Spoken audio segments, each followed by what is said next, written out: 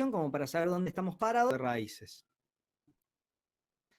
Sabemos que las raíces del polinomio denominador de la función de transferencia de un sistema determinan cómo va a ser su respuesta temporal y también determinan su estabilidad.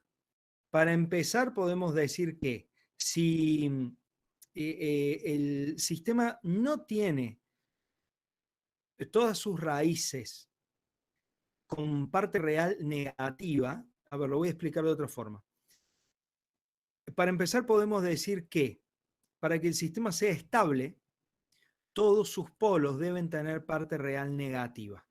Entonces ahí ya mirando el valor de las raíces del polinomio denominador, podemos saber si el sistema es estable o no es estable. En sistemas a lazo abierto hablamos de estabilidad absoluta, porque el sistema tiene las raíces que tiene y no se pueden modificar. Para modificar los valores de las raíces hay que modificar la planta. Por lo tanto, ahí hablamos de estabilidad absoluta. A lazo abierto los sistemas son estables o no son estables. Además, a partir de la cantidad de polos en el origen que tiene la función de transferencia de lazo abierto, podemos predecir cómo va a ser el error en estado estable del sistema al lazo cerrado. Dependiendo de la cantidad de polos al origen, sabemos que según la cantidad de polos es el tipo de sistema y que los clasificamos a los sistemas como tipo 0, tipo 1, tipo 2, según no tengan polos en el origen, tengan un polo en el origen o dos polos en el origen. Conocida esa información y la entrada, podemos determinar cómo va a ser el error en estado estable. Y además, como ya estudiamos cuando vimos respuesta temporal de sistemas de primer orden y de segundo orden, la posición de las raíces del denominador en el plano complejo, o sea, el valor que toman las raíces, determina cómo va a ser la respuesta dinámica, cómo va a ser el transitorio. ¿Sí? Si las raíces, vamos a hablar de un caso general de segundo orden, si las raíces son reales, la respuesta no va a tener sobrepasamiento. Si son complejas, sí va a tener sobrepasamiento. Si son imaginarias, la respuesta va a oscilar.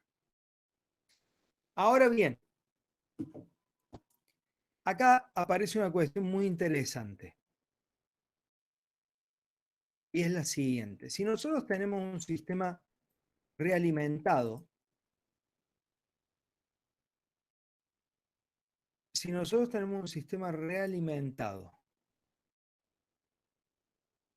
con una función de transferencia GDS de trayectoria directa y en la realimentación una HDS, entonces la función de transferencia de lazo cerrado, IDS sobre RDS, va a ser igual a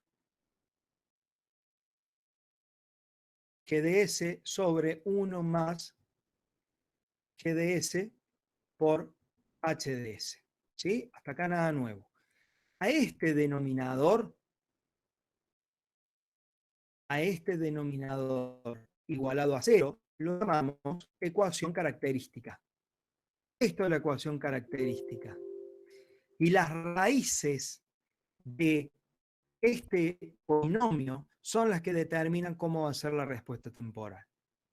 Ahora, ¿qué pasa si nosotros en la trayectoria directa de nuestro sistema agregamos algo? A ver, GDS es la planta, no se puede cambiar. HDS es el sensor, representa al sensor que estemos usando. Eso sí se puede modificar un poco, pero por lo general también es una función de transferencia fija. Pero nosotros podríamos agregar acá una ganancia, K. ¿Sí? Una ganancia en la trayectoria directa. De forma tal que ahora este sistema, de forma tal que la función de transferencia de lazo cerrado del sistema pasa a ser K por G sobre 1 más K por G. Y luego la ecuación característica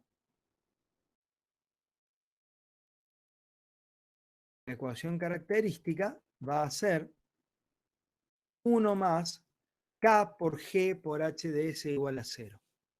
Es decir, estamos metiendo un parámetro nuestro. K es un número, ¿sí? Es un número, una ganancia que nosotros podríamos definir o implementar, mejor dicho, ya sea de manera analógica mediante un amplificador operacional en configuración no inversora o con código, ¿sí? También float K igual a 5. Lo interesante es que ahora las raíces de esta ecuación, las raíces de este polinomio, van a ir cambiando, su número va a cambiar según cómo vaya cambiando el valor de K. Y por lo tanto, la respuesta temporal va a cambiar según cómo va cambiando. Ok, acá estamos. Entonces, package load control, LC, y vamos a hacer S igual a TF de S.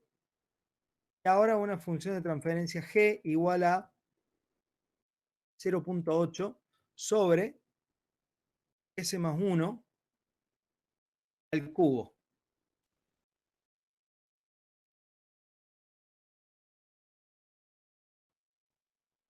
Bien, ahí está. Esta es la función de transferencia de nuestra planta.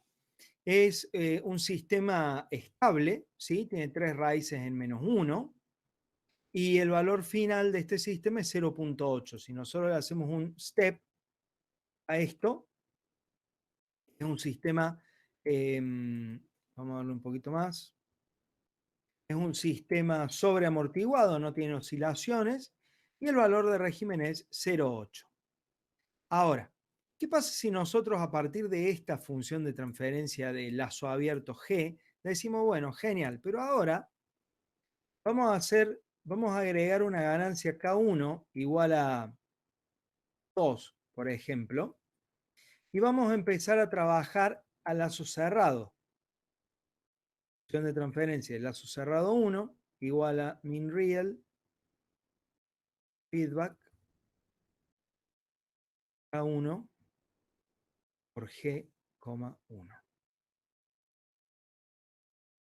¿Sí? Vamos a trabajar ahora con esta función de transferencia ahora de lazo cerrado. ¿Qué va a pasar? Corremos esto, corremos estas dos. Ahí está. Bueno, de entrada lo que notamos, si comparamos la función de transferencia de lazo abierto con la de lazo cerrado, es que ambos polinomios son de tercer orden, o sea, ambos denominadores son de tercer orden, ¿sí? Eso está bien, es correcto, pero si se fijan, los coeficientes de acá han cambiado. Cuáles serán las raíces de la función de transferencia ahora de lazo cerrado? Bueno, hagamos roots de s al cubo más 3s cuadrado más 3s más 2,6. Fíjense, las raíces ahora dejaron de ser menos 1, las tres iguales valiendo menos 1, y ahora tenemos una en menos 2,17 y las otras dos complejas conjugadas. De hecho, las raíces dominantes, las que están más cerca del eje imaginario, son complejas conjugadas. Por lo tanto, podemos esperar que la respuesta al escalón de este sistema sea subamortiguado.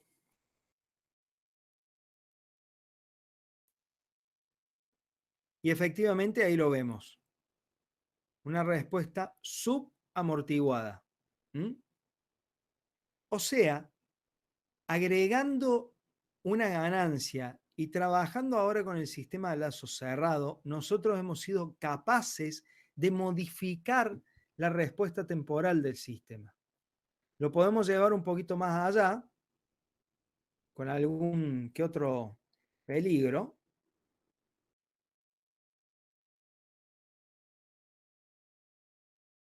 De hacer esto, le vamos a dar una ganancia más grande y vamos a ver qué pasa.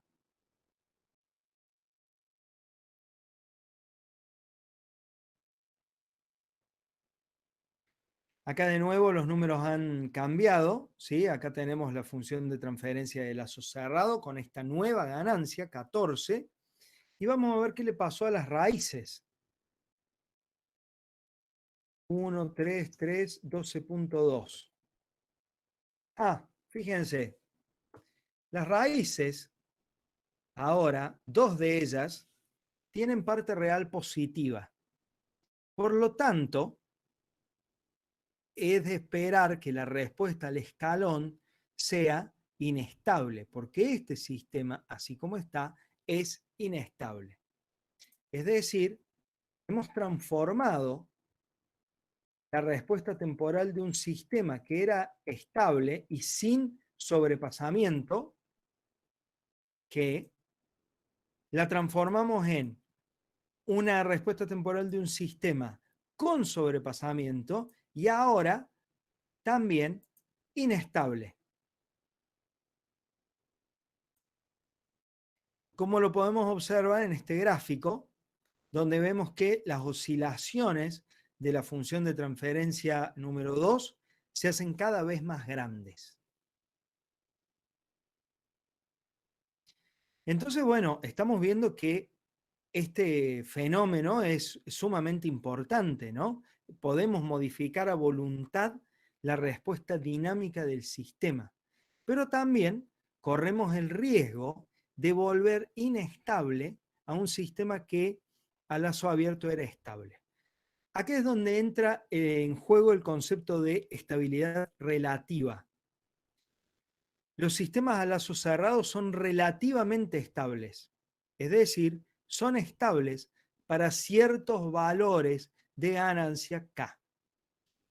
¿Y cómo hacemos para no andar adivinando qué valor de ganancia hay que ponerle al sistema para que responda como nosotros esperamos? Bueno, ahí es donde entra el gráfico del lugar de las raíces.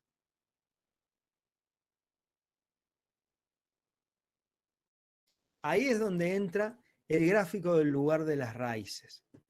¿Sí? Este método del lugar de las raíces permite relacionar las raíces de la ecuación característica del sistema a lazo cerrado, o sea, las raíces de esto,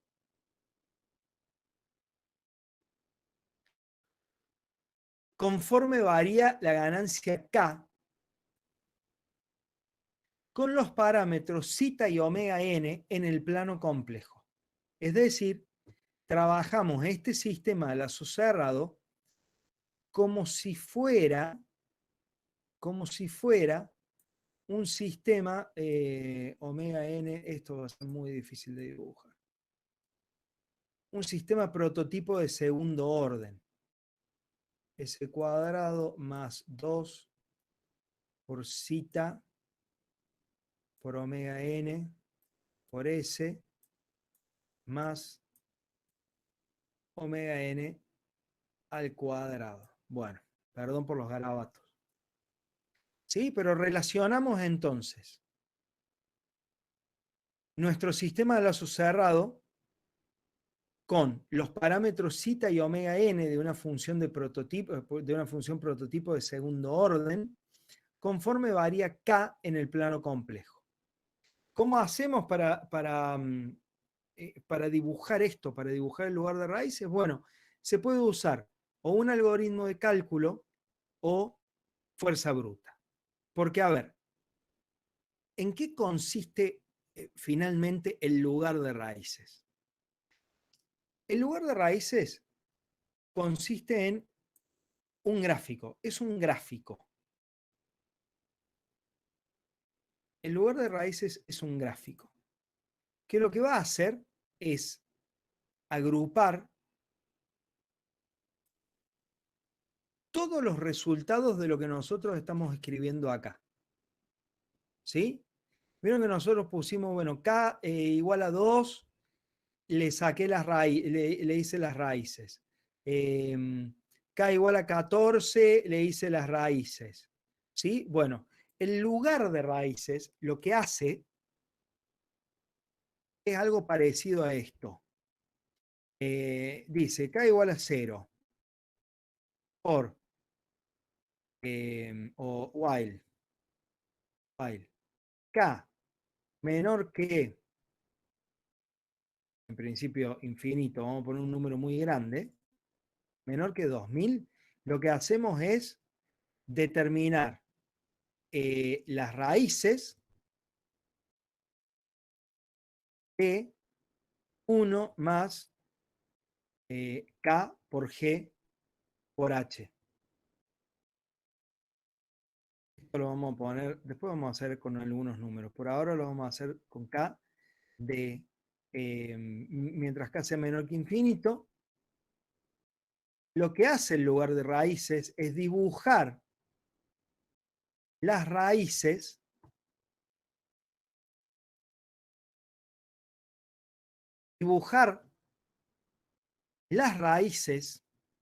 de 1 más K por G por H, es decir, de la ecuación característica, en el plano complejo conforme va variando K. ¿Mm?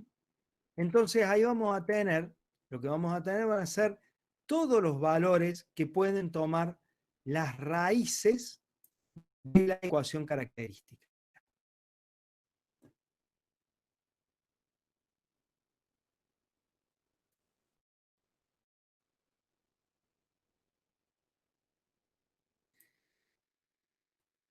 Y acá dice, para el cálculo se puede usar la fuerza bruta o un algoritmo. Tradicionalmente usábamos un algoritmo que es una serie de pasos para dibujarlo al lugar de raíces sin tener que hacer cálculos.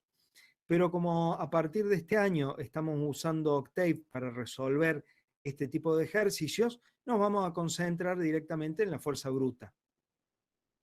O sea, le vamos a pedir a la computadora que haga los cálculos por nosotros. ¿Sí? Acá está un poco lo que hablábamos antes, dado el siguiente sistema, un sistema realimentado con una ganancia K, que es la que varía. La función de transferencia de lazo cerrado del sistema es K por G sobre 1 más K por G por H, y la ecuación característica 1 más K por G por H. Ahora bien, ¿en qué consiste entonces el gráfico? Bueno, si nosotros recordamos o si nosotros pensamos en que esa G y H, si nosotros pensamos que tenemos esto, ¿no? 1 más K por G de S por H de S igual a 0, ¿sí? Y recordamos que G de S es igual a un polinomio numerador de G sobre un polinomio denominador de G, y que H es similar, ¿sí? Un polinomio numerador sobre un polinomio denominador. Entonces podemos reescribir esta ecuación de esta forma.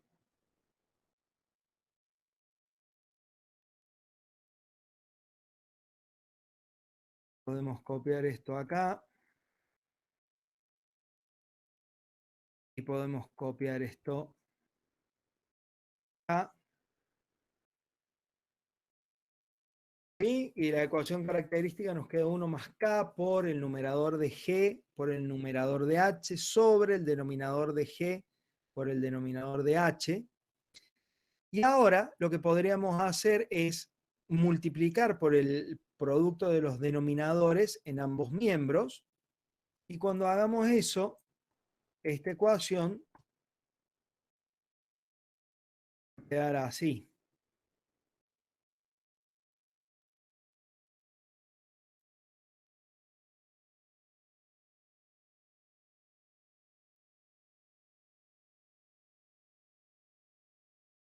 Acá.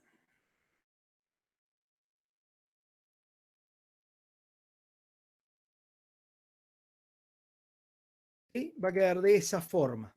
¿Eh? Entonces, nos queda bien claro que la ecuación característica termina siendo un polinomio. Lo que nos da el lugar de raíces, lo que nos da el lugar de raíces es la evolución de las raíces de esta ecuación que está acá marcada en azul, conforme va variando K. Y fíjense en algo. Cuando K vale 0, las raíces de la ecuación característica son iguales al producto de los denominadores de G por H. Por lo tanto, cuando K vale 0, las raíces de la ecuación característica son iguales a los polos del sistema. Por otro lado, en el otro extremo, si K vale infinito, la única forma de hacer 0 esta ecuación es haciendo 0 los numeradores. Eso por ahí queda más claro en alguna de las otras de las formas, pero haciendo 0 los numeradores, hacemos 0 toda esta ecuación. Los numeradores se hacen 0 en los ceros, valga la redundancia, de la función de transferencia de lazo abierto.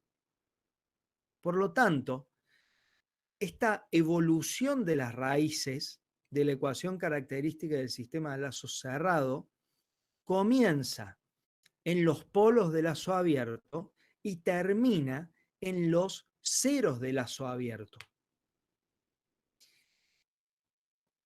También tenemos que notar acá que, siendo que en un sistema real el orden del denominador es siempre mayor o igual al orden del numerador, si escribimos la ecuación característica de esta forma, podemos ver que el orden de la ecuación característica de la función de transferencia de lazo cerrado es igual a la cantidad de polos de la función de transferencia de lazo abierto. No se crean raíces de la nada. La cantidad de raíces de la ecuación característica del sistema a lazo cerrado es igual a la cantidad de polos de la función de transferencia de lazo abierto. Esa es una de las propiedades del lugar de raíces. Otra es que estas raíces van a poder tomar 3 valores nada más. Van a poder ser reales, van a poder ser complejas conjugadas o imaginarias puras, también conjugadas. Por lo tanto, cuando nosotros dibujemos la evolución de las raíces, vamos a ver que esa evolución es simétrica con respecto al eje real.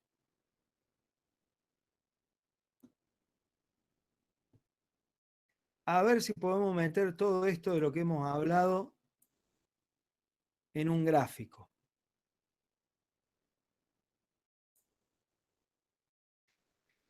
Bien, acá tenemos un resumen de lo que hemos charlado en los últimos minutos, ¿sí? Recordando que la ecuación característica de un sistema de lazo cerrado es el denominador más K por el numerador igual a 0, entonces dibujar el lugar de raíces es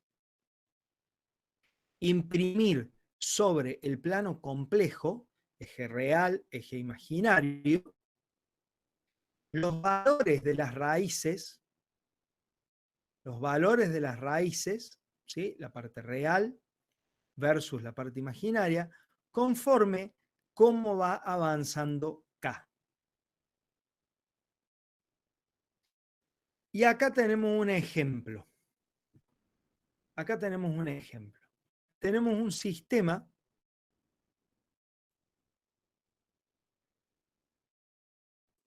cuya función de transferencia de lazo abierto es S más 6 sobre S por S más 1 por S más 3.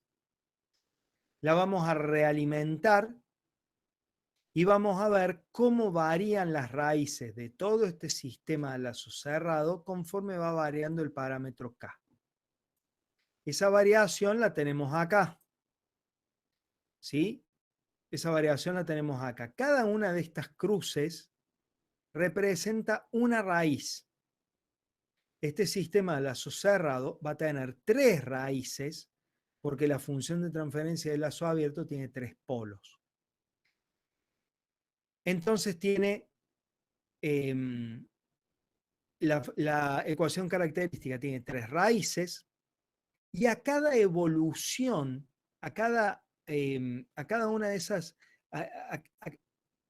sí, a cada evolución de esas raíces, o sea, a la manera en la cual va cambiando la raíz conforme va variando el valor de K, se le llama rama. Entonces, acá tenemos una rama y acá tenemos 2 ramas. ¿Qué está pasando acá? Bueno, si recordamos, acá voy a tener que sacar el zoom. Miren, habíamos dicho recién que las ramas, o sea que las raíces de la ecuación característica comenzaban en los polos de la función de transferencia de lazo abierto, por esto que dijimos acá, ¿no? Si hacemos K igual a 0, este término desaparece. Entonces, en 0, bueno, menos 1 y menos 3 comienzan las variaciones de las raíces de la ecuación característica. ¿Y dónde terminan? Terminan en los ceros. En principio acá hay un solo cero finito que está en menos 6. ¿Sí? Y las otras dos ramas, las otras dos raíces, bueno, como hay un número desigual entre ceros y polos en la función de transferencia de lazo abierto, va a haber ramas, o sea, raíces, que se van a ir al infinito. ¿Cuántas ramas se van al infinito? Y la diferencia entre los polos y los ceros. Entonces acá vemos, si analizamos este pedazo nada más, hay una raíz de la ecuación característica de lazo cerrado que va a comenzar en menos 3 y va a terminar en menos 6. Y las otras dos raíces, para las otras dos raíces, el análisis es un poquito más complejo. ¿Por qué? Porque una raíz arranca en menos 3 y la otra arranca en 0. Se van a ir juntando, a medida que el valor de K aumente, se van a ir juntando hasta un punto sobre el eje real, donde van a ser iguales. Y a partir de ahí se van a separar y se van a hacer complejas conjugadas. De hecho, vamos a tener un valor de K que va a hacer que estas dos raíces hagan que el sistema sea inestable. Y acá entran también zeta y omega n. ¿Y cómo entran zeta y omega n a jugar acá? Bueno, si ustedes recuerdan, uno podía dibujar en el plano complejo lugares de zeta constante y lugares de omega n constante. Los lugares de zeta constante son semirrectas que parten desde el origen, ¿sí? Son estas semirrectas que parten desde el origen y que forman un ángulo con respecto al eje real. El arco coseno de ese ángulo nos da el valor de zeta que están representando. Y por otro lado, omega n se puede dibujar como semicírculos de radio constante, ¿sí? Sobre el plano complejo. Entonces tenemos omega n igual a 1 que forma este semicírculo, omega n igual a 2 que forma este semicírculo, omega n igual a 3 que forma este semicírculo. Ustedes acá ven elipses, pero son elipses porque los ejes no están en la misma escala. ¿Sí? Ya vamos a hacer algunos ejemplitos y vamos a poner los ejes reales e imaginarios en la misma escala y van a ver que esos son realmente semicírculos. Entonces, fíjense toda la información que tenemos acá ahora. Tenemos, por un lado, todos los valores que pueden tomar las raíces de la ecuación característica del sistema de lazo cerrado. Todos los valores que pueden tomar las raíces de la ecuación característica del sistema de lazo cerrado. Y por otro lado, tenemos lugares de zeta y de omega n. Zeta y omega n que estaban directamente relacionados con el sobrepasamiento máximo y el tiempo de establecimiento.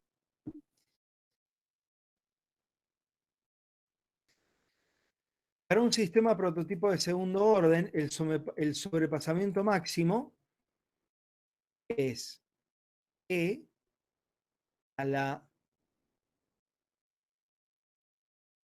menos pi por zeta sobre la raíz cuadrada.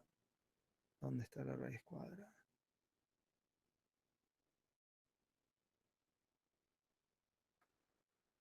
De 1 menos zeta cuadrado.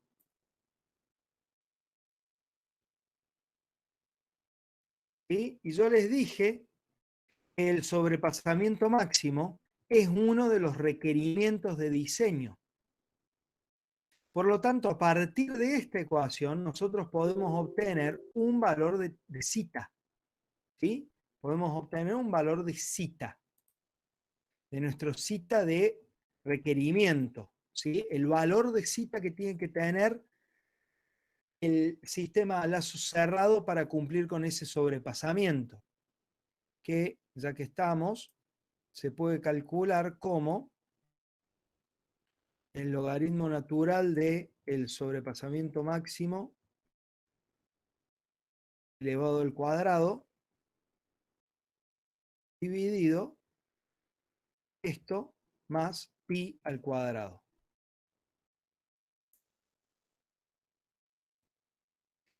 Y por otro lado, sabemos que T sub S es aproximadamente 4 sobre zeta por omega n.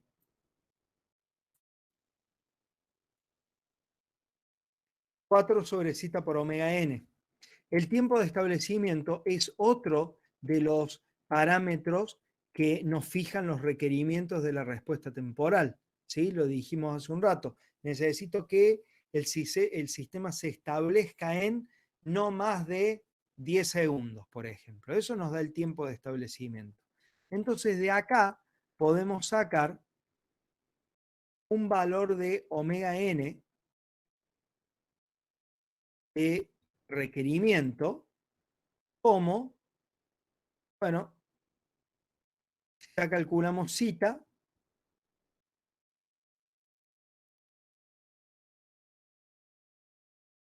lo podríamos ver como 4 sobre zeta por T sub S. ¿Sí? Entonces ahora tenemos, a partir de los requerimientos de diseño, un valor de zeta y un valor de omega n. ¿Qué vamos a hacer con esos dos valores? Los vamos a llevar al lugar de las raíces.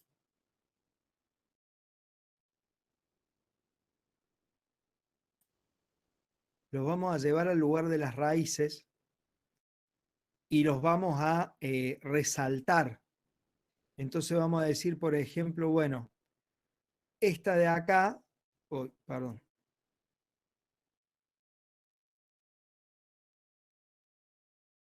Vamos a decir,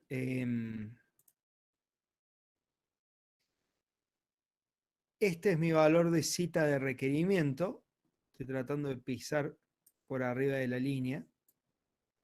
Zeta de requerimiento. Y este de acá es mi omega n de requerimiento.